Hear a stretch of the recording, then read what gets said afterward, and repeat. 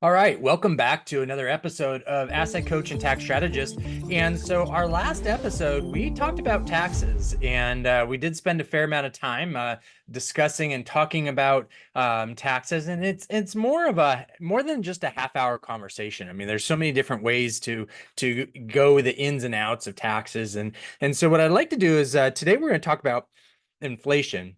And the interesting thing about inflation is that it's kind of the silent tax, right? That's what a lot of people talk about. But before we dive into there, let's do a quick synopsis and summary of the last episode, but also let me add some other context to that and talk about that a little bit more. So, really, from the very baseline, again, we need to understand that the tax code is written for business owners. Okay. And the reason when you look at that, you got to look at the government as a business. Now we look at it as a government and that it's not considered like us as a business owner or business owners that we know, but it's a business. Okay. And government has always been a business from when it was the monarchs and a king. They needed taxes to be able to hire people to protect and go pillage and take over other kingdoms or land or whatever the case may be.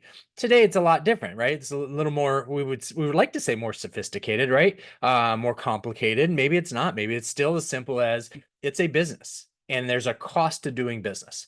And so the government has to generate revenue one way. And one way is the traditional way of capitalism, and that is trading time for dollars. Okay. And in order for those time and dollars, that value, I say dollars, but we're really talking about time and value. If we're going to do something, what value is in return? So when the fiat currency first started occurring, it was initially shells. And then it was a barter system, right? It was value and it's exchange of value. But in order to provide that value, there had to be a time that was invested in that. And then as time progressed, we of course became a little more sophisticated and figured out how do we create coins, how do we create paper currency to exchange that value, and then the government backed that up by gold, and then they stopped backing it by gold, and now it's all kind of funny money and by the uh, the power and the strength of the United States. So when we look at that as a business, they generate tax revenue. Tax revenue. That's how they're generating their income through tax revenue. Now they've become very good at developing different revenue streams within the tax model, not just from a local government all the way up to the federal government, but they become very sophisticated in understanding the algorithms of where that flow of cash can and where they can get the best return on the value presented. So, in order to get taxpayers, how do you get taxpayers? Well, you could be a government worker, right? Where you're an employee, but that government is paying that worker. Where are the funds going to come from for the government to be able to pay that worker? They have to come from somewhere, right? And so that's where you have the private sector. The private sector is you and I's business owners, the small business owner, to where we end up providing goods and services that value in exchange for a financial return, typically dollars. And then that becomes revenue to us as a business. We have our expenses to run that business, which is where the government partnership comes in and they say, hey, we're not going to tax you at the top line revenue. You can utilize these expenses as cost of doing business to help you grow your business. We're going to allow you to have more cash flow and not tax you on that. And with that extra cash flow, what will eventually happen, because this is our livelihood, is that business is not an easy thing. It's something that you go out and you strive for and you struggle for and you scratch and scrape and you do everything you possibly can. Whether it's something that it was in your heart from a little kid to an adult, it does not matter. It's difficult. Okay. Now, I'm not saying being an employee is not difficult. You have different challenges, different headaches, different issues you have to deal with, but you have less control. And a business owner, you really have less control too, but you have control over your actions. Your key performance indicator, really, as a business owner, should be a key performance action. What actions can I control that I take to help drive those KPIs, these key performance indicators, to grow my revenue. So let's say that less of taxes. So we have the expenses. We're reducing our tax liability because we get to write off the expenses. And let's say I end up having $30,000 more in cash flow. What am I going to do with that? I can put it into marketing. I can take it personally and I can go buy a boat, well, which I'm not going to go do. I can do what with it? Well, you can probably put it into marketing, or you can hire a salesperson, a 1099 independent contractor salesperson to sell your goods and services or widgets or whatever you're providing. Whatever it is, you're able to utilize that fund to invest back into your business. And with the plan that it'll help you increase your revenue, and then all of a sudden you have to do what? Hire more people. And those people you pay payroll taxes for, Social Security tax, Medicare tax, right? And so do they. Pardon me. And so do they. And that's the revenue that comes to the government. The government uses the tax revenue to help their creditworthiness to be able to sell bonds, debt to other countries, that those countries can feel confident that if I lend money to the United States, they have the financial wherewithal and backing, financial crediting, to pay for that debt back. And then whatever's different, they print money. We can't do that. We can't do that as a taxpayer, as a business owner. Okay. So that's the core understanding of that. Okay. Now, the Federal Reserve has a goal of inflation of 2%. And what that means is that the value, the supply and demand aspect of the economics of, if you have a good, let's say, let's just use sunflower seeds, for example.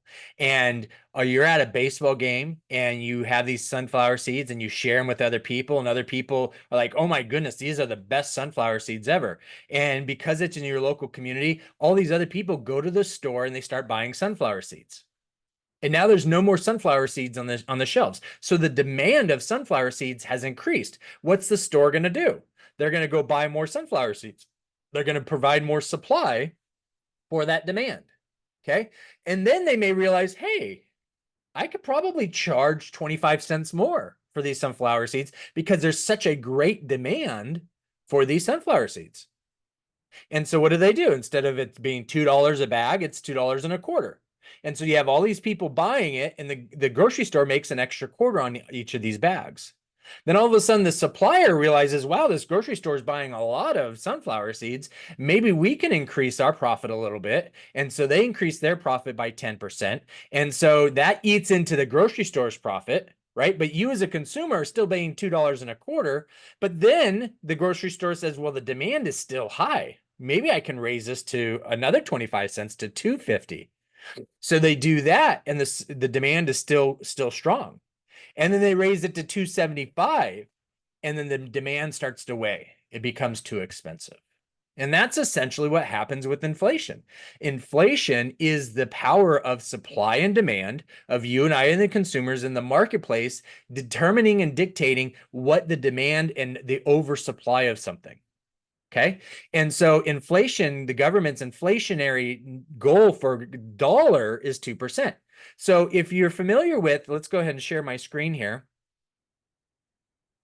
And so, and if this is the second termite inflation in my book. So if you go in there, and so you can go through and read all that. But if you look at the rule of 72, the rule of 72 is what a lot of financial advisors will use to help give you an idea of how the return on your investment, your money can double, right? So if you're going to earn at 8% on the S&P 500, and you divide that into 72, so you take your calculator and do 72 divided by 8%. Oh, every 9 years at 8%, every 9 years, my money is going to double. So if I invest $100,000 into the S&P 500, as an example, this is not investment advice. This is an example. We put $100,000 in, I'm getting an 8%. In 9 years, my 100,000 should be 200,000. Right. And then in another 9 years, my 200,000 should be 400,000. So 18 years, I should have 400,000.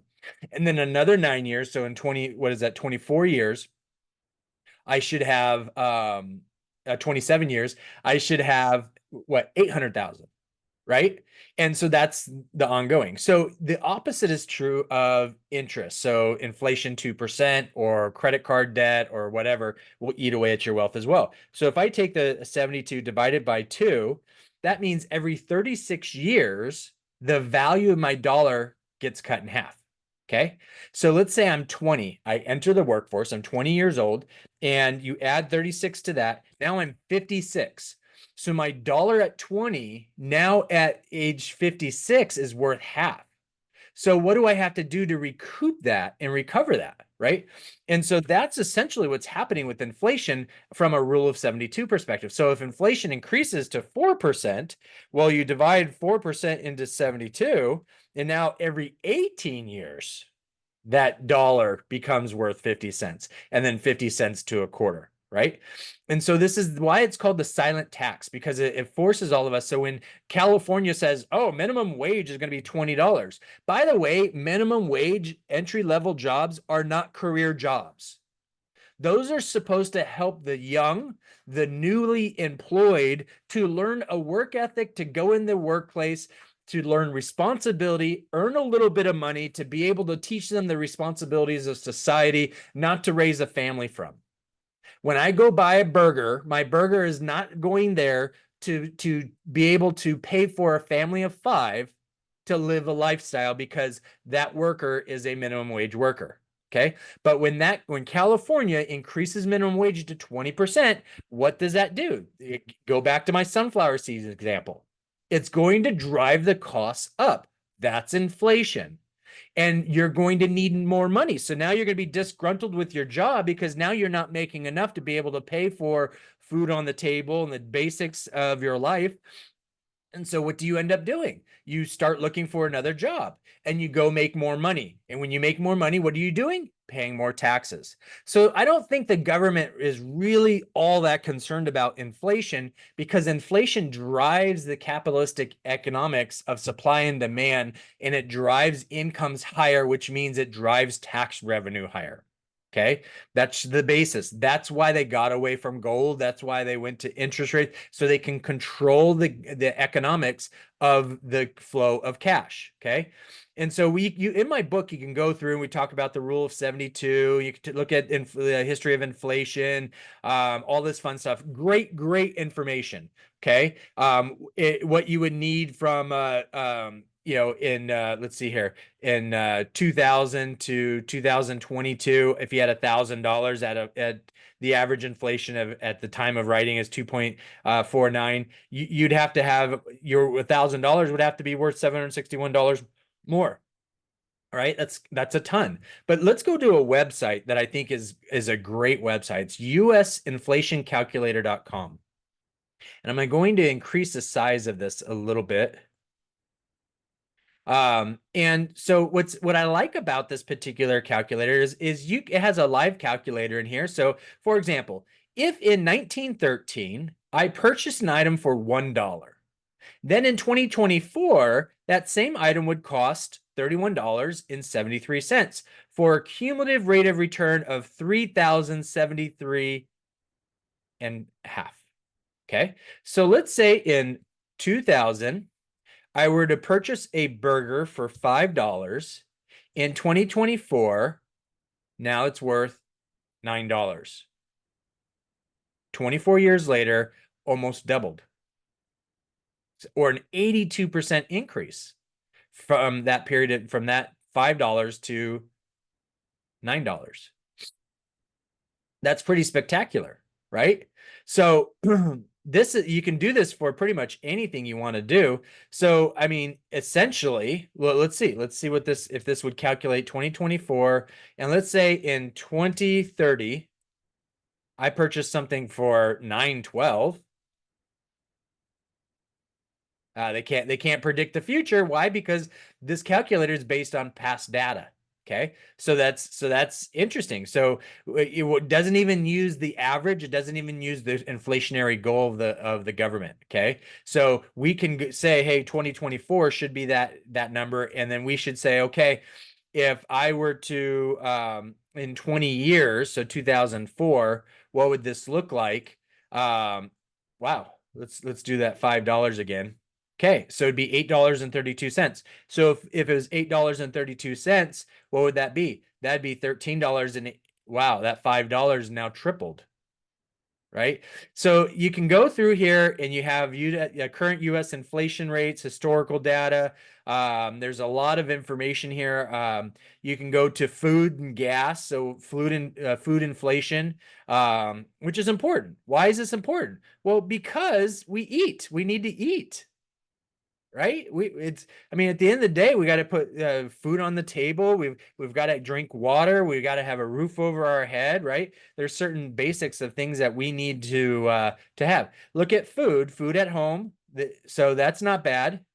It increased by 1.1%, but food away, 4.1%. That's pretty significant. Why? Because all these other costs and the costs of you and I as employees. Okay. What California is doing is that they're really forcing businesses, small businesses, especially these franchises, they're forcing them to be more automated, to run businesses without humans. Okay. And what's going to happen is that demand for the machinery and equipment is going to cost more, but it will last longer. It can do more without having to deal with, you being out sick, you having car trouble, you having kids, you deciding you don't want to work that day and you're working half-assed, or you taking French fries or a burger when you're not supposed to, right? So there's certain things that we as humans are driving our employment opportunities away. And so when the government makes these decisions, they're unemploying you. They're pushing you into a category where, whoa, minimum wage, you got to increase minimum wage because these people aren't smart enough to work a better job. How about instead of driving minimum wage, well, how about you offer opportunities for these people to improve their education to where they can go earn a higher paying job or get technically more advanced. Now, if people don't want to do that, that's their problem. But when you enable them, okay, and this is all my opinion, like it or leave it. I honestly, I don't care. This is the reality of what we're dealing with, right? In order for me to replace myself of 20 plus years of experience and expertise in my workplace, it would be I would have to spend literally 5 years of training, teaching somebody what I've learned in 20 years for them to create an output of what I'm able to do. Then I've just lost 5 years and I've added 5 more years of experience that this individual that I've taught in 5 years doesn't have. So what do I have to do? I have to do what a lot of people do is how do I take what's intellectually in my mind and put it into, this is the amazing thing about Henry Ford, into his assembly line of what things can I do to where I can have people be able to do and insert people in and out depending on that particular person. How can I automate this? Can I use softwares to use certain parts of it? And what's that look like? And all of this drives inflation. And as inflation forces our goods and services, our value higher, that means you and I have to earn more. That means you and I get taxed more. And who collects those funds? The government does. Okay. And so it's important to understand that aspect of how this works. So hopefully this was helpful. And thanks so much. If this information was good, give us a thumbs up. If you have any comments, drop your comments down below. Would love to hear your comments and your opinions. And if you want to hear any other future things or there's any past episodes that you're like, hey, Bob, can you dive more into the weeds on that? Would love to be able to do that. Just add those things in the comments. Feel free to share us. You don't have to keep us a secret. It's not just between you and I. Go ahead and share this information. The more you and I have this information, the more we understand the rules, and the more we understand the game, the more we can go out and effectively rising tide rises all boats. We all benefit from this education and knowledge. So can't just keep breathing in, you have to breathe out. And so the implementation of knowledge is the power, not just the knowledge itself. So thanks so much. God bless you. And this is Bob Wolf. I'm an asset coach and tax strategist.